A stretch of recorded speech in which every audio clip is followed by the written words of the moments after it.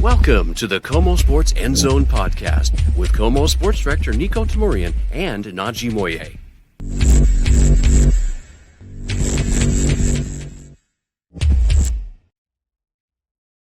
Well, hey there. Welcome to the KOMO Sports End Zone. I'm Niko and he is Najee Moye. And Najee, I'm going to give full disclosure right before we started this. You said something quite poignant in the idea that this is the time of the season when coaches, front office, everybody's just kind of like more open, more loose, telling more stories and things like that. So we're going to talk about some of those musings as the NFL scouting combine gets underway. What's unique about that is, something John Schneider said, Naj, that, obviously the main draw of the combine is still and always will be the 2026 draft class, doing the measurables and arguably just as importantly, meeting with teams that are in that draft range. And you even meet with guys you have no chance of getting. I remember when the Seahawks had that 5th pick back in 23, they were still meeting with Bryce Young, even though he wasn't going to fall to 5 or anything like that. But he said it's also become like this, so to speak, conference of everybody's all the free agents, maybe making trades with other teams. Yeah. And I think you're going to see a flurry of moves in the weeks that follow after this. Yeah, I mean, I want to compare this to, if you're a college football fan, I consider this something like SEC Media Day, kind of like down in Destin in Florida, where you're not going to get these coaches. A lot of times these coaches and executives are just so buttoned up, just so hyper-focused on the season, going into the season. But now given the Super Bowl, it's about 3 weeks past, and we're not even close to we're about near the beginning of the new league year. You got them all in one place. They're all kind of hanging out. Some of these guys are in new places, new teams, new executives, and everyone's kind of excited, but still kind of coming off of a bit of a vacation. You'll hear, we'll talk about John Schneider, his outlook for the team going forward, especially when him trying to negotiate K9's contract. That's the big one that the Seahawks are really trying to nail. Mike Macdonald, this is a great time for social media to get stressed out, anxious, and just a lot of hype. Even though the Super Bowl was literally 3 weeks ago. Yeah. And the parade was just about 2 weeks ago. Right. There's still a lot of work that the Seahawks can do. These guys don't take a vacation, it seems like. I was just thinking to myself that if I was Mike Macdonald, if I was John Schneider, I'd be in Barbados right now. But no, I'm sure some of the players are. And I'm sure they are right now. But they're in Indianapolis, just kind of meeting with each other, bouncing ideas off each other, and just kind of, you're not going to catch these guys any looser than they are right now. Cabo's the popular spot with Cabo. The guys. Yeah. Oh, yeah. I'd love to go to Cabo. Well, what's the difference? Like, say on the West Coast kind of thing. Yeah. So not Hawaii, though. No, I mean, I think a lot of guys probably go to Hawaii. Okay. But Cabo is like the one I always hear, like, during a bye week. Yeah, I went to Cabo. Go to Cabo. Days. Yeah. I went to Cabo. Not necessarily a bye week. But yeah. And can we talk about how Mike Macdonald has become like the star of the entire football world? As he should. And it's funny because it's almost like that dynamic, like, hey, we've known this. He's our guy. We've known this. Mm-hmm. And he's going on all these nationwide shows, and he's amazing on those shows. Everyone wants to talk to the champs. Everyone wants to talk to the new hotshot DC turned Super Bowl winning head coach. And then they see how cool he is. And he's actually pretty cool. And to see that he can probably outbench every single other head coach out here outside of Mike Rabel, probably. It's funny. As we kind of do these musings from the combine, one of the cool things I think John Schneider said was, obviously Mike Macdonald's interview is what got him the job. Like, they're just so blown away. Yeah. But like the initial interest was like, we talked about that on this show a long time ago, that 37-3 Ravens win over the Seahawks when Mike Macdonald was the Ravens DC. And Schneider was kind of like, it was one of those games like, whoa, like what just hit us? Yeah. And that was like the idea that, okay, we got to find this guy. Once it became clear that they were moving on from Pete Carroll. Yeah. And I thought that was just cool that they can reflect on that game, terrible as it was for this city in that moment.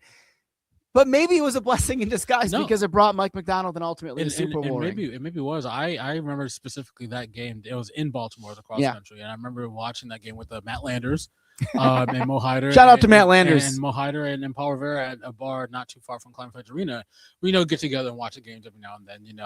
And I remember just like, as a Giants fan, but still supporting the Seahawks and just wondering, I'm like, what is really happening this year? Yeah, is this the year that is going to push Pete Carroll completely out of Seattle? Right.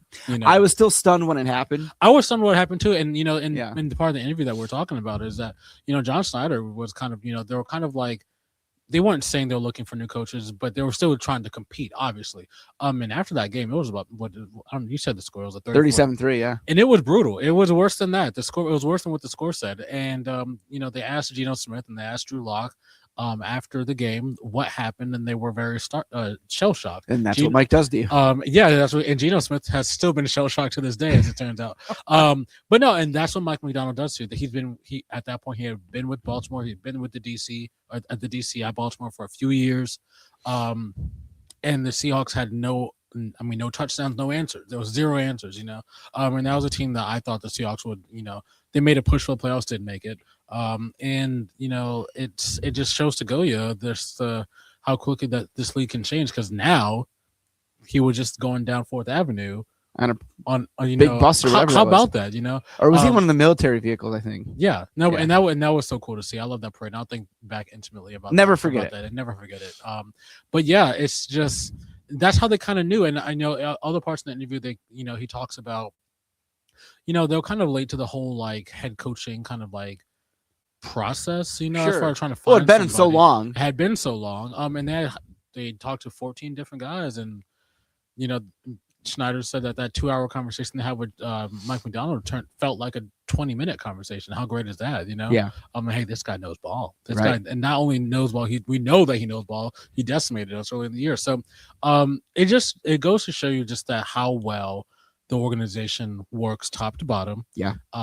Given an eye for talent on the field and off, especially when you get beat up by your eventual head coach. And I think that what you just said right there, it leads me to another point, just how well this organization is run. Yeah. To me, that's the biggest concern about a new owner coming in, is the way this organization has been allowed to run by the Allen family has resulted in this golden era of Seahawks football, the Legion of Boom, and now the Dark Side defense, and these 2 rings, 4 Super Bowl bids in the 21st century, tied for the most with Philly. Mm-hmm.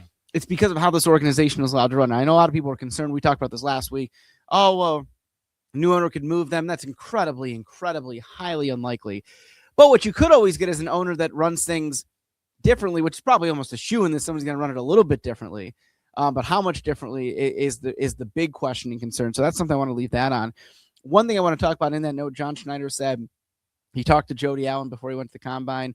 She said, full go. She said, let her rip is what he said. Yeah. So, and the logic there is obviously, you want to have this team remain good. Obviously, it keeps the value high. Yeah. If you're a new owner, you want to come aboard right as they're hopefully winning a second Super Bowl. And when talking about Kenneth Walker III, this is the last point I'll make on that. He said that, first of all, he was joking on the stage at the ceremony when he said Kane was trying to negotiate his contract on the Lombardi stage. He was like, I was so nervous in front of all those people. I was just trying to be funny. And clearly people thought he was being serious. My guys, he's joking. But he said, obviously, we talked about the combine and the layout this week. They'll be sitting down in earnest with K9's camp this week. And we all hope in Seattle working something out. Yeah, there's no reason not to bring K9 back. The guy's just a stud. Super Bowl MVP. I actually saw something on Twitter today, and I follow a lot of crazy Seahawks pages, lots of crazy sports pages. But K9 is probably top 5 Seahawks running backs of all time already. And it's because of what he did, and it's a long list. Yeah, and it's funny. And I didn't mean to interrupt you there because you talk about Kurt Warner, you talk about your, Marshawn Lynch's, you talk about Sean Alexander, number 1 in my book. It's just there's a lineage there. There's been a lot of really good ones, and it's funny because if you said that, say November, that would have been like, well, I don't know about that at all.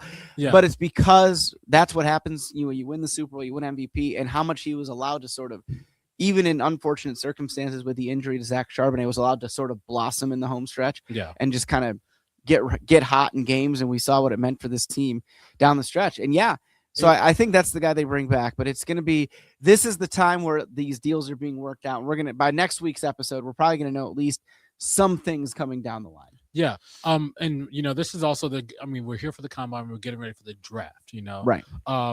And I love the combine because it's just a show of athletic prowess in the raw form, how much you guys can bench press, how many guys, how fast you can do the 40, the high jump, the cone draw. This is all the type of stuff I geek out on.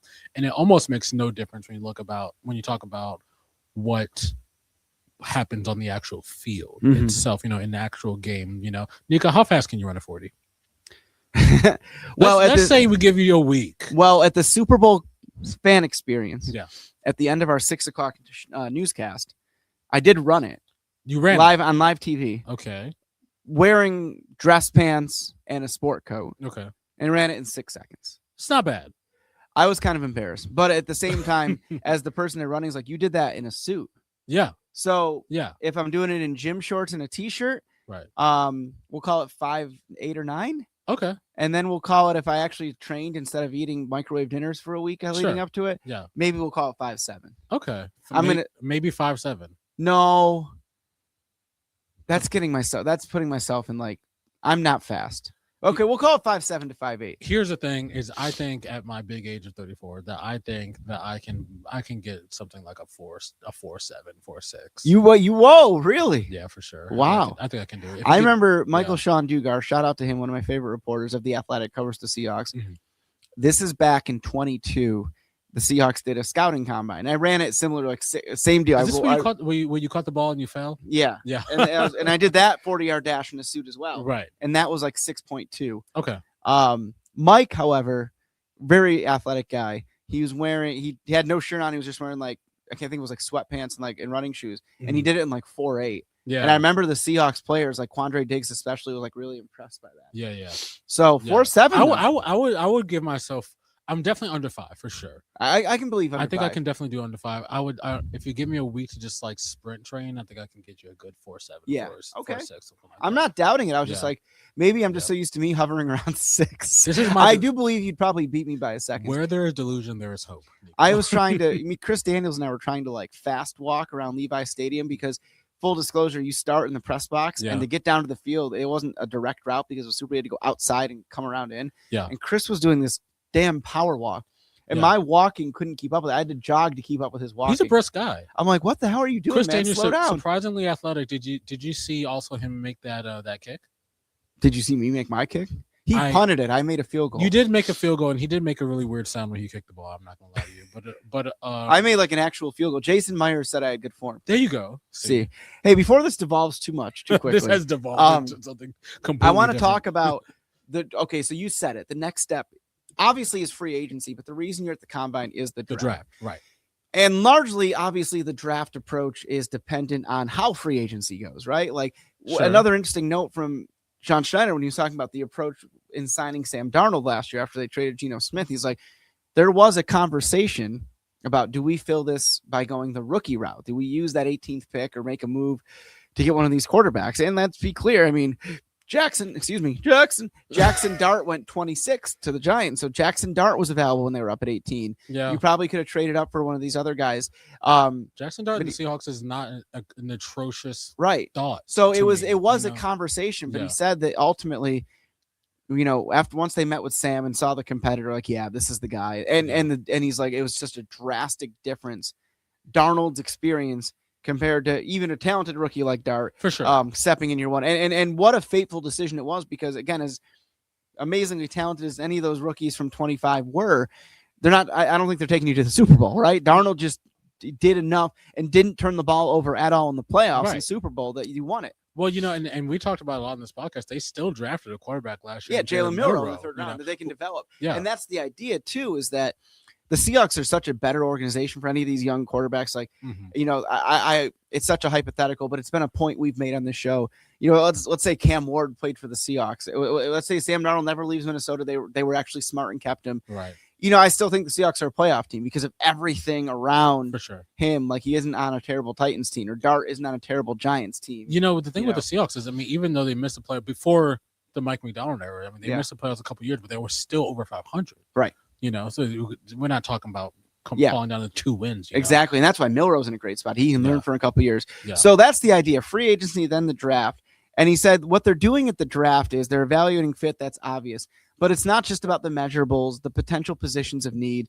They find out if this guy can be a fit with the squad. And that's the number one thing. One of the things he said is like, can this guy complement another player's deficiency? Like, can he help fill the gap somewhere? He's like, and he said, quote, "We got a team of dogs, young dogs." I love that quote. Puppies. And look, think about Nick Eamon-Wari, right? For sure. And so this is a team that when you're the Super Bowl champs, you don't have a lot of holes, so you can be really careful about this. And to me, it's either right guard, which is already a need at this moment. And You don't know Bradford, what they're going to do in free agency. Yeah. Or if you lose a Rick Willen, or if you lose a Boye Mafe or Kobe Bryant, then it becomes a need there as well. So let me ask you this though, because we know John Schneider has a nickname, Trader John. Mm-hmm. Great nickname, by the way. And I'm only bringing up Madden because Mike Macdonald plays a lot of Madden. First of all, is that when you're in a season and you win the Super Bowl and you have the 32nd overall pick, the last pick, ideally, you may not even have that pick. You may have something less than that. You maybe put yourself in a position to take the best player available. But when you know where you're kind of playing with house money, we talk about a big cap space, we talk about, just coming off a Super Bowl, the prospect of winning another one. Like I said, I think if this team is running back next year, there's no reason why they couldn't at least make it to the NFC Championship game. Right. Is this a situation where you could see maybe the Seahawks trading up out of that last pick in the first round to get maybe I don't know. And the thing is, I don't know where this player would go, and I don't know what position they would really need. I'm talking about maybe a right guard. You don't trade it for a right guard. It sounds kind of crazy to think about. But, I mean, if you see a stud, you want to get a stud. If he's your type of guy, I mean, the Seahawks obviously want a very specific type of player. Yeah. Well, one thing Schneider said about that kind of addresses that is they didn't feel like – so when they measure a draft class, he said it isn't like about the top player. It isn't about – it's about the entire group. You might have the best first-round class you've seen in 20 years, but if rounds 2 through 7 are the worst, it doesn't matter. They're meshing it all together. Yeah. So the reason I tell you what he said about that is that he said that's why they felt more comfortable dealing that 4th and 6th round pick for Rashid Shaheed. In other words, they don't think the depth maybe of this draft is what it was, say, in 25, where they're getting a guy like Riley Mills in the 5th round, 22, and they got Rick Willen in the 5th round. That sort of thing. So to that end, they did trade away that 4th and 6th round pick. Maybe you make trades to get more draft picks, or again, if you feel like this overall draft class, like he said, maybe isn't as strong, I can see you making this sort of move 2 ways. Number one, if there's a dude they really like in the first round, they know he's not falling to 32. Right. Or on the flip side, they feel much better in their advanced scouting about the 27 class. Oh. And they find a team that really could use somebody at 32, just like the Seahawks really could have used Nick Emanwari when they traded up for 35 in 25. And they trade back out of it to load up on picks. Again, this is hypothetical if they felt better about the 27 draft class. Well, so that's something to evaluate. And it's really going to be a big point of contention, a big point of conversation as we find out what this team does in free agency. Because let's say Kenneth Walker moves on, which we both feel like he'll be back and they should really make every effort to make that happen. But let's say you do lose him. Some team pays way more than the Seahawks are comfortable. Well, then suddenly you got to pick a running back, and pretty soon. And so that becomes a position of need immediately. So again, that's why I don't think they will let it happen. And then the name Jeremiah Love just kind of came to mind. Yeah, I mean he's top 10. He's top 10 exactly, but I don't. So when you're kind running of back house get money, deep. it's kind of exactly. But the Seahawks did pick up guys like David Martinez last year too. That you never know. I mean, we didn't end up sticking around, but I still think he's a heck of a football player. That's the thing with running back. You can take a late shot and find somebody, and I mean, listen, there is something to be said. Most of the guys taken early, especially in the modern era, advanced scouting and all that, they end up being really good. Yeah, you think about the Saquons, the Ashton Genty, and the list goes on and on. And name any first rounder the last couple of years, they've been instant contributors. Bijan, right? So it's like, that's going to be an interesting conversation there. So those are some fun musings to come out of the combine. Yeah, and I think it's going to be the next couple of weeks. We're 2 months away from the draft now, less than 2 months away, which is crazy. But the next couple of weeks, free agency is not going to be as crazy as 25 and certainly not as impactful as 25, which led the Seahawks to the Super Bowl. But it will certainly define the next step, which would be obviously the build up to the draft. Yeah, I love the draft. Like I said, I love the combine when you get Niko out in the field immediately. And then and just see what the 40 time, and we'll talk about the bench press later. Look. Stay close to us. We're tracking the musings from combine. We're tracking, just contract talks. We're tracking everything with the Seahawks. The season has not really ended, but it's not really over. It doesn't feel like. I mean, no, shortest off season ever. Yeah, exactly. I mean, this is a good problem to have if you're a Seahawks fan. Honestly, all the while, the Mariners are down in Peoria doing. We got baseball soon. So this is a great time, and also it's almost spring baseball. It's like sunny at like 6 almost. It's amazing in Seattle. And it's almost. Warm, Mike Macdonald said it's been such a whirlwind. He has not even watched the Super Bowl back yet. Really? Yeah, which is insane for him because he always breaks it down.